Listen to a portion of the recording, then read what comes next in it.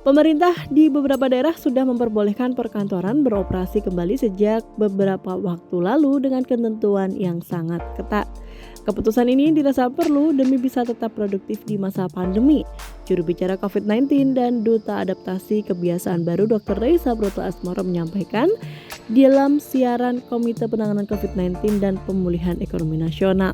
Pembukaan perkantoran harus mengedepankan prokes ketat serta standar khusus mulai dari kapasitas ruangan, perkantoran hingga pembatasan usia karyawan yang berhak ke kantor. Penghuni kantor harus tetap tertib menggunakan masker serta membawa bekal dari rumah dan harus tetap menjaga jarak dengan rekan kerja. Salam sehat. Mari selalu semangat untuk menjaga kesehatan kita, menjaga lingkungan sekitar, dan semakin peduli mengatasi pandemi ini bersama-sama. Sebagian dari Anda mungkin sudah mulai beraktivitas kembali, seperti bekerja di kantor.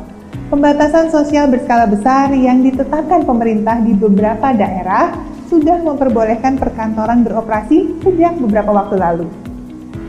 Ketentuan-ketentuan ini dibuat agar bisa tetap produktif di masa pandemi ini.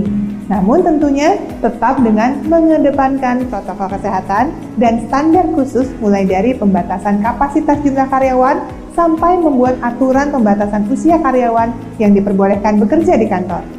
Beberapa perusahaan meminta karyawannya yang usianya di atas 50 tahun untuk bekerja dari rumah. Hal ini penting dilakukan, mengingat kelompok tersebut terhitung berisiko tinggi jika tertular.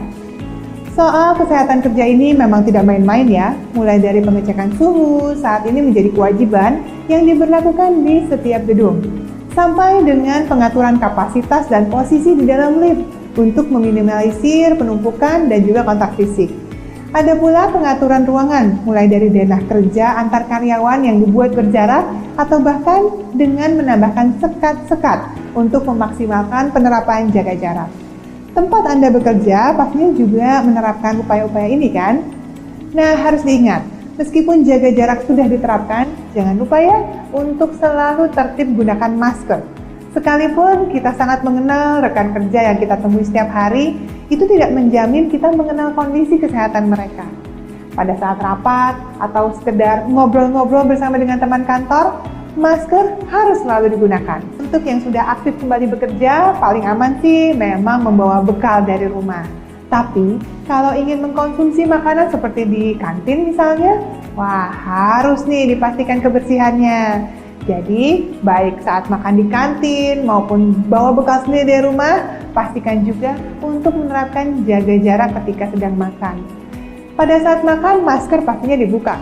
Jadi, pastikan tetap jaga jarak dan tidak ngobrol nih dengan teman saat makan, apalagi berbagi makanan.